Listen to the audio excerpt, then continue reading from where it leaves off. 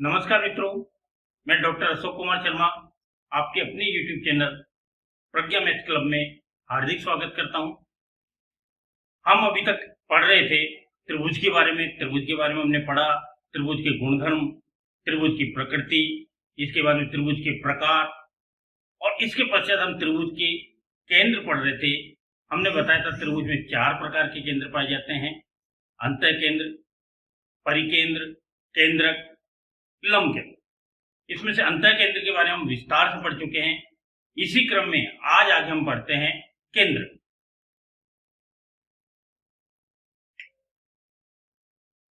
केंद्रक, जिसे हम सेंट्रोइड या गुरुत्व केंद्र भी कहते हैं। केंद्रक के लिए सबसे पहले हम बात करते हैं माध्यिका, मीडियन। किसी भी त्रिभुज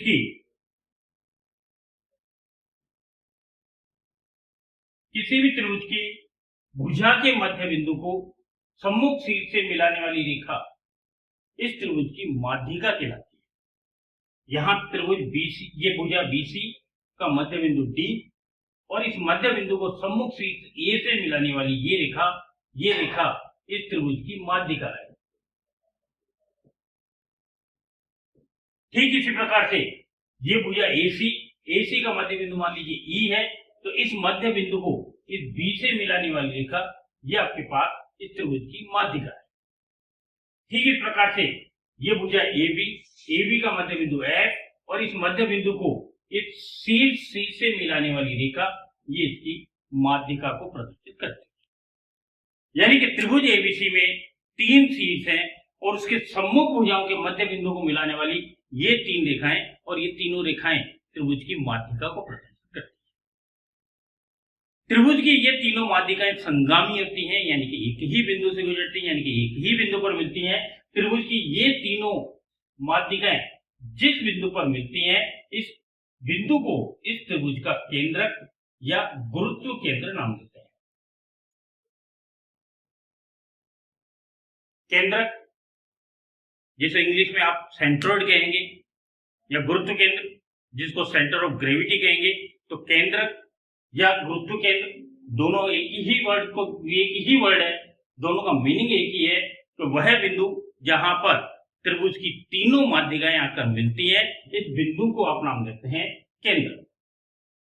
केंद्रक की विशेषता होती है कि केंद्रक इस माध्यिका को, यहां माध्यिका एडी है, इस माध्यिका एडी को ये केंद्रक 2:1 के अनुपात में विभाजित करता है। ठीक इस प्रकार से यहां आपके पास माध्यिका बी, इस बी माध्यिका को ये केंद्रक 2:1 के अनुपात में विभाजित करता है। और ठीक इसी प्रकार से ये माध्यिका सीएफ और इस माध्यिका सीएफ को ये केंद्रक 2:1 के अनुपात में विभाजित करता है। यानी कि केंद्रक माध्यिका को सदैव 2:1 के अनुपात में विभाजित करता है। किसी भी त्रिभुज की माध्यिकाएं संगामी होती हैं, एक ही बिंदु पर मिलती हैं और ये माध्यिकाएं केंद्रक के द्वारा 2:1 के अनुपात में विभाजित होती है। अब इस चीज को प्रूव किया जाए कि वास्तव में क्या आपके पास माध्यिकाएं संगामी होती हैं, एक ही बिंदु से गुजरती हैं, या माध्यिकाएं केंद्रक के द्वारा 2:1 के अनुपात में विभाजित होती है।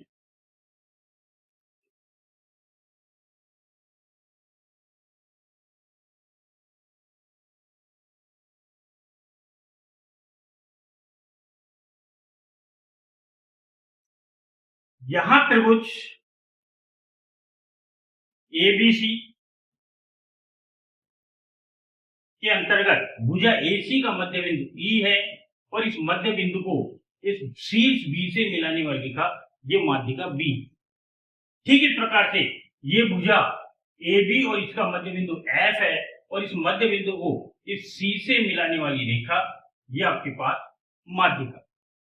ये दोनों माध्यिकाएं जिस बिंदु पर मिलती है, इस बिंदु को हमने नाम दिया है जी। हमने माना तो बिंदु ए से इस जी को मिलाया और इसको कंटिन्यूस आगे की ओर बढ़ाया, जो कि इस बीसी भुजा को डी बिंदु पर काटती है। यदि आपके पास ये तीनों माध्यिकाएं संगामी है तो इसका मतलब होगा कि ये माध्यिका है, यानी कि हमें एडी को माध्यिका प्रूव करना है। एडी माध्यिका है, इसमें डी बिंदु भुजा बीसी का मध्य बिंदु सिद्ध करना है। यहां हमें बिंदु डी को इस भुजा बीसी का मध्य बिंदु सिद्ध करना है। इसे सिद्ध करने के लिए हमने यहां जी से एडी को आगे की ओर बढ़ाया और इस प्रकार से बढ़ाया कि यहां पर ए से जी की दूरी जी से एम की दूरी के बराबर है। यहां हमने इस भुजा एडी को आगे की ओर बढ़ाया बिंदु एम तक, और इस प्रकार से बढ़ाया कि ये जितनी दूरी है जीएम जितनी दूरी है ठीक उतनी दूरी ये जी है, दोनों दूरियां समान है। यदि हम बात करें त्रिभुज ए बी एम, त्रिभुज ए बी एम के अंतर्गत बात करें, भुजा ए बी का मध्य बिंदु एफ है और जी हमने इस प्रकार से लिया है कि ए जी और जी एम बराबर है। इसका मतलब जी बिंदु इस भुजा ए एम का मध्य बिंदु। हम पीछे त्रिभुज में पढ़ चुके हैं कि किसी भी त्रिभुज में दो भुजाओं के मध्य बिंदुओं को मिलाने वाली रेखा हमेशा तीसरी भुजा के समांतर होती है। इट मीन्स यहां आपके दो भुजाओं के मध्य बिंदु है तो ये आपके पास दो भुजाओं के मध्य बिंदु को मिलाने वाली रेखा इस तीसरी भुजा बीएम के समांतर और इसकी आधी होगी। क्योंकि ये आपकी कंटिन्यूअस पूरी रेखा है तो ये रेखा जब समांतर है तो इसका मतलब ये कह सकते हैं कि ये रेखा जीसी और रेखा बीएम दोनों आपस में समांतर रेखाएं हैं। ठीक इस प्रकार से नेक्स्ट टाइम हम बात करें त्रिभुज ए एम सी में, त्रिभुज ए एम सी की बात करें तो त्रिभुज ए सी एम में ये आपके पास दो भुजाओं को मध्य बिंदु को मिलाने वाली रेखा और ये मध्य बिंदुओं को मिलाने वाली रेखा इस तीसरी भुजा के समांतर और ये इसके समांतर है, यानी कि ये भी इसके समांतर। यानी कि दूसरे शब्दों में हम ये कह सकते हैं कि यहां पर ये भुजा इसके समांतर है, ये भुजा इसके समांतर है, यानी कि ये और ये आपस में समांतर है और ये आपस में समांतर है। तो इस प्रकार से आपके पास जो बनता है बी एम जी सी, ये एक चतुर्भुज का निर्माण कर रहा है जो कि आपके समांतर चतुर्भुज को प्रदर्शित करता है। ये भुजा इसके समांतर, ये भुजा इसके समांतर होने के कारण ये चतुर्भुज आपके समांतर चतुर्भुज हो चुका है। समांतर चतुर्भुज की प्रकृति हम जानते हैं। समांतर चतुर्भुज में विकर्ण सदैव एक दूसरे को समद्विभाजित करते हैं और विकर्ण या समद्विभाजित करते हैं। तो यहाँ आपके पास इस चतुर्भुज के विकर्ण है बीसी और जीएम और इन दोनों का मध्य बिंदु आपके पास डी है। यानी कि इस स्थिति में हम कह सकते हैं कि यहाँ डी जो है ये बीसी का मध्य बिंदु है और यही आपको सिद्ध करना था कि यहाँ आपके पास हमें प्रूव करना था कि बिंदु डी बीसी का मध्य बिंदु है, ये हमें सिद्ध करना। ठीक इस प्रकार से अब यदि हम बात करें तो यहाँ आपके पास ये दूसरा विकर्ण जीएम और जीएम यदि दूसरा विकर्ण है समांतर चतुर्भुज का तो ये डी बिंदु पर समद्विभाजित होता है, यानी कि हम ये कह सकते हैं कि ये और ये दोनों दूरियां एक समान, यानी कि ये दोनों दूरियां एक के अनुपात में एक दूसरे को विभाजित करती हैं, ये दोनों दूरियां समान होती हैं। यहां हमने बताया कंस्ट्रक्शन से कि एजी और जीएम आपस में समान है, यानी जितनी दूरी ये है उतनी दूरी ये है। ये दूरी 1 और 1 2 इकाई के बराबर है, इसका मतलब ये दूरी आपके पास 2 इकाई के बराबर है। यानी हम ये कह सकते हैं कि यहां पर ए से जी और जी से एम, जी से डी, ये 2 भाग और ये 1 भाग, यानी कि इनका अनुपातिक मान 2:1 होता है। इसका मतलब ये हुआ कि किसी भी त्रिभुज की माध्यिकाएं संगामी होती हैं, एक ही बिंदु से गुजरती हैं जिसे केंद्रक नाम दे रहे हैं और ये माध्यिकाएं आपस में 2:1 के अनुपात में विभाजित करती हैं। आगे हम त्रिभुज के विशेष गुण के बारे में बात कर रहे हैं जो कि माध्यिकाओं के अध्ययन में आगे प्रयोग होगा। यदि किसी त्रिभुज में कोई रेखा त्रिभुज को 2 या 2 से अधिक भागों में विभाजित करती है तो इस स्थिति में इसके वियोजन से बनने वाले ये जो भाग हैं, इन भागों का क्षेत्रफल सदैव इनके आधार के अनुपात में होता है। यानी कि यहां पर आपके पास इस त्रिभुज की कुल ऊंचाई यदि h है, इस त्रिभुज का आधार x है और इस त्रिभुज का आधार y है, इस स्थिति में यहां आप त्रिभुज के क्षेत्रफल की बात करें तो सबसे पहले आपके त्रिभुज ए बी डी के क्षेत्रफल की बात करें तो त्रिभुज का क्षेत्रफल होता है 1/2 आधार और गुणा ऊंचाई।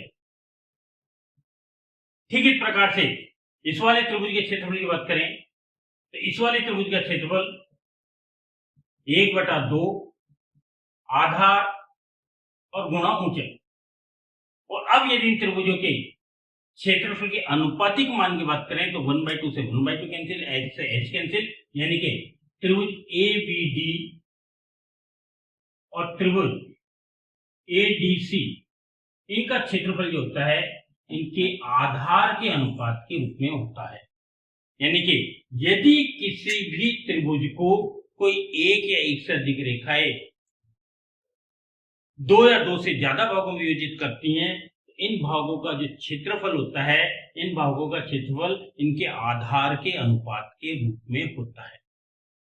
और त्रिभुज की इस प्रॉपर्टी को यूज लेते हुए हम सिद्ध कर सकते हैं कि किसी भी माध्यिका की यदि बात करें तो माध्यिका सदैव त्रिभुज को 2 समान क्षेत्रफल वाले त्रिभुजों में विभाजित करती है। जब हम माध्यिका की बात करते हैं तो किसी त्रिभुज की माध्यिका के लिए हम प्रॉपर्टी जानते हैं, गुणधर्म जानते हैं कि शीर्ष को सम्मुख भुजा के मध्य बिंदु से मिलाने वाली रेखा, यहां डी बीसी का मध्य बिंदु है, बीसी का मध्य बिंदु है, इसका मतलब ये दूरी आपके पास समान होगी, इन दूरियों का अनुपात 1:1 होगा और दूरी चूंकि एक समान है इसलिए यहां बनने वाले आपके पास ये जो 2 भाग हैं इन दोनों भागों का क्षेत्रफल एक समान होगा।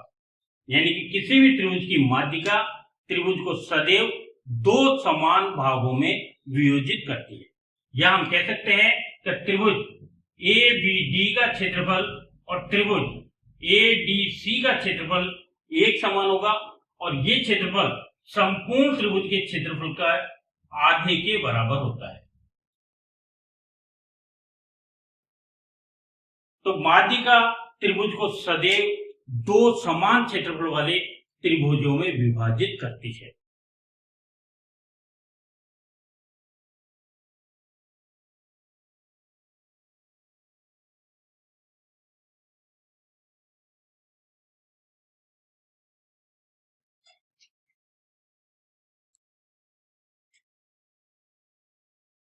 त्रिभुज ए बी सी में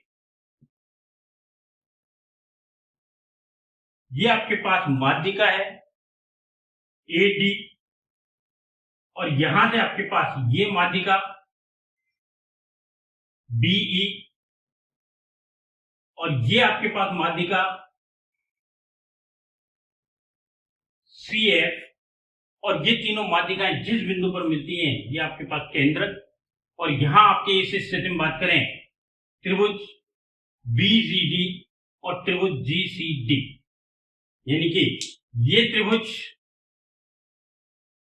और ये त्रिभुज दोनों त्रिभुज आपके पास समान शीर्ष बिंदुओं के मध्य हैं। तो इस स्थिति में इनके क्षेत्रफल इनके आधार के अनुपात में होंगे और चूंकि डी मध्य बिंदु है इसका मतलब ये दूरियां समान है, यानी कि इनके आधारों के मध्य 1:1 का अनुपात है, इसलिए इनके क्षेत्रफल में जो अनुपात होगा ये भी 1:1 होगा। यानी कि यदि इस भाग का क्षेत्रफल 1 है तो इस भाग का क्षेत्रफल भी 1 होगा। फिर से हम पढ़ चुके हैं कि किसी त्रिभुज में केंद्रक माध्यिका को सदैव 2:1 के अनुपात में विभाजित करता है। यानी कि ये माध्यिका है तो ये केंद्रक इसको 2:1 के अनुपात में विभाजित करता है, यानी कि ये आपके पास 2 है तो ये भाग 1 है। इस स्थिति में जैसा कि हमने बताया कि यहां आपके पास इस भाग का क्षेत्रफल 1 है, इस भाग का क्षेत्रफल 1 है, तो ये यहां पर आपके आधार, इसका आधार इसकी तुलना में दुगना होने के कारण इस भाग का क्षेत्रफल इस भाग के क्षेत्रफल की तुलना में दुगना होगा। और ठीक इस प्रकार से इस भाग का क्षेत्रफल इस भाग के क्षेत्रफल की तुलना में दुगना होगा। तो यहां आपके पास त्रिभुज एबीसी में एडी माध्यिका है, जी इसका केंद्रक है, जी केंद्रक है, तो केंद्रक माध्यिका को 2:1 के अनुपात में विभाजित करेगा। इस स्थिति में यदि इस भाग का क्षेत्रफल 1 इकाई है तो इस भाग का क्षेत्रफल 2 इकाई होगा। ठीक इस प्रकार से इस भाग का क्षेत्रफल 1 इकाई है तो इस भाग का क्षेत्रफल 2 इकाई है। पुनः यहां आपके पास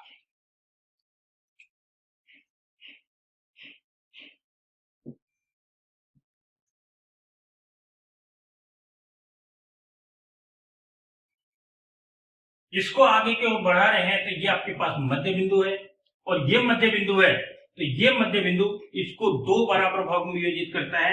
यहाँ इस भाग का क्षेत्रफल 2 इकाई था, तो 2 इकाई क्षेत्रफल है, तो ये इसको 2 बराबर भागों में विभाजित करेगा, यानी कि इस भाग का क्षेत्रफल 1 इकाई, इस भाग का क्षेत्रफल 1 इकाई। ठीक इस प्रकार से यहां यदि बात करें कि इसको आगे की ओर बढ़ाया जाए, ये ई एसी का मध्य बिंदु है, तो ये इसको बराबर 2 भागों में विभाजित करेगा। इस भाग का क्षेत्रफल कुल 2 इकाई है, तो ये आपके 2 बराबर भागों में विभाजित होकर प्रत्येक भाग का क्षेत्रफल 1 इकाई होगा। इस आधार में हम ये कह सकते हैं कि किसी त्रिभुज की माध्यिकाएं त्रिभुज को 6 बराबर भागों में विभाजित करती है। ये 6 भाग के क्षेत्रफल आपस में हमेशा एक समान होंगे। जितना क्षेत्रफल इसका है उतना इसका, उतना इसका, उतना इसका, उतना इसका, उतना इसका, यानी कि 6 भाग के क्षेत्रफल आपस में समान होते हैं। या दूसरे शब्दों में भी कह सकते हैं कि इस पूरे क्षेत्रफल, इस त्रिभुज का क्षेत्रफल जो है वो 1 वर्ग इकाई माना जाए, तो इस स्थिति में प्रत्येक भाग का क्षेत्रफल 1/6 भाग होता है। यानी कि ये भाग 1/6 भाग, ये 1/6 भाग, ये 1/6 भाग, ये 1/6 भाग, ये 1/6 भाग और ये 1/6 भाग। इस प्रकार से ये माध्यिकाएं त्रिभुज को 6 बराबर क्षेत्रफल वाले भागों में विभाजित करती हैं, और प्रत्येक भाग का क्षेत्रफल संपूर्ण क्षेत्रफल का 1/6 भाग होता है। यदि हम केवल माध्यिकाओं की बात करें तो केवल माध्यिकाओं के रूप में ये माध्यिका और ये माध्यिका ये आके जी बिंदु पर मिलती हैं, और जी बिंदु पर यदि मिलती हैं तो इस स्थिति में यहां आपके पास ये त्रिभुज इन 2 भागों से मिलकर बना है। ये 1/6 और 1/6 दोनों भाग मिलकर 1/6 प्लस 1/6, तो 1/6 प्लस 1/6 आपस में मिलेंगे तो आपके 1/3 भाग, यानी ये भाग 1/3, ये 1/3, ये 1/3, यानी हम ये कह सकते हैं कि ये प्रत्येक भाग एक समान है, और प्रत्येक भाग संपूर्ण त्रिभुज के क्षेत्रफल का 1/3 होता है।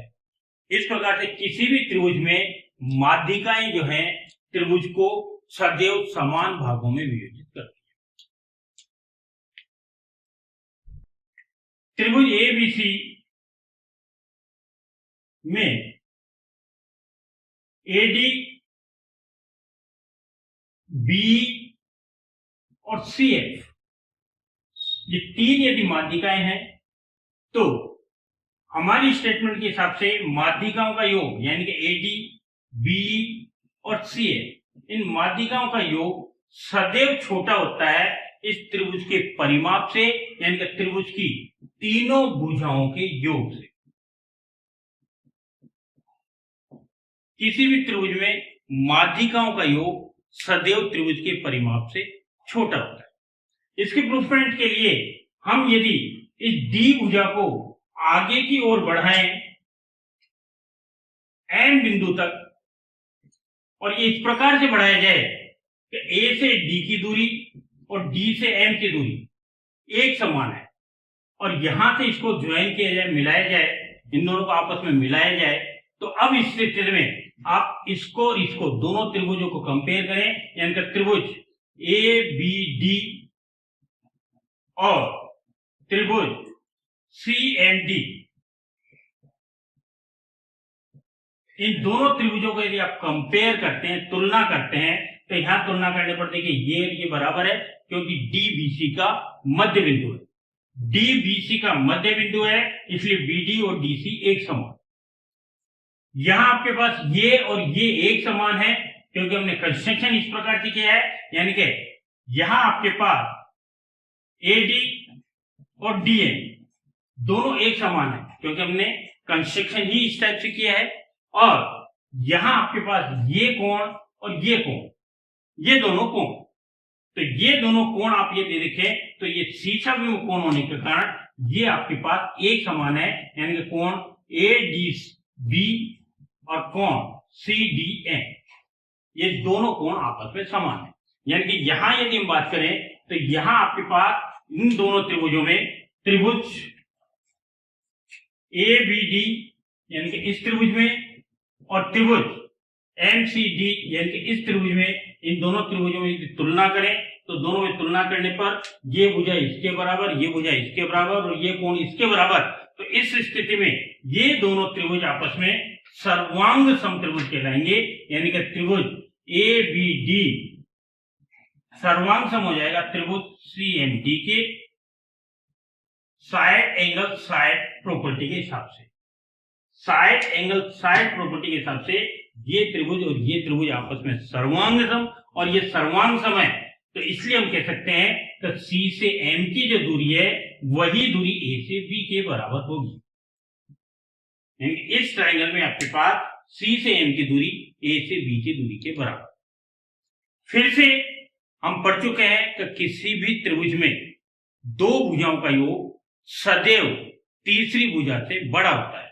तो यहां यदि हम बात करें त्रिभुज ए सी एम, त्रिभुज ए सी एम, त्रिभुज ए सी एम, इस त्रिभुज में यदि बात करें तो यहां आपके पास त्रिभुज की दो भुजा ए सी और सी एम, और इन दोनों का योग हमेशा बड़ा होगा तीसरी बची हुई भुजा से, तो तीसरी बची हुई भुजा एम एम से। अभी हमने प्रूव किया है कि सी एम ए बी के बराबर है, यानी कि यहां सी एम को ए भी लिखा जा सकता है।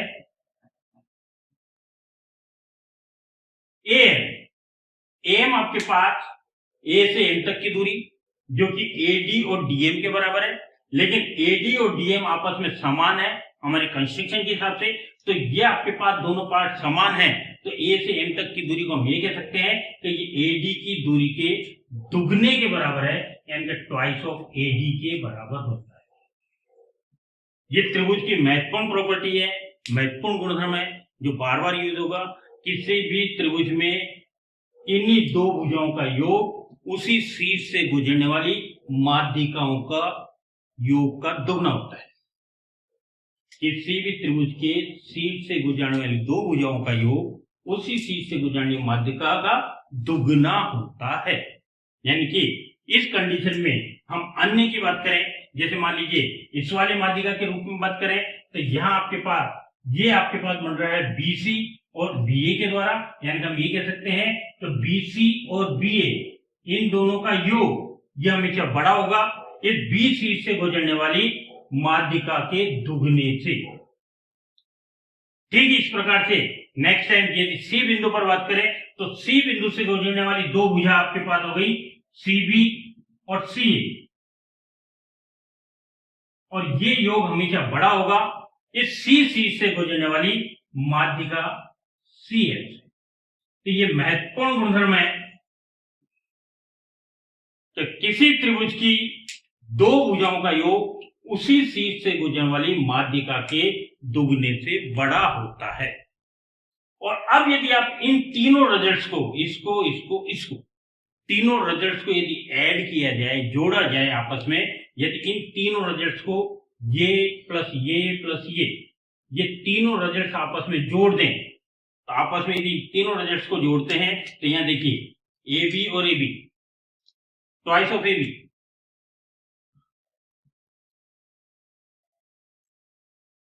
BC and BC,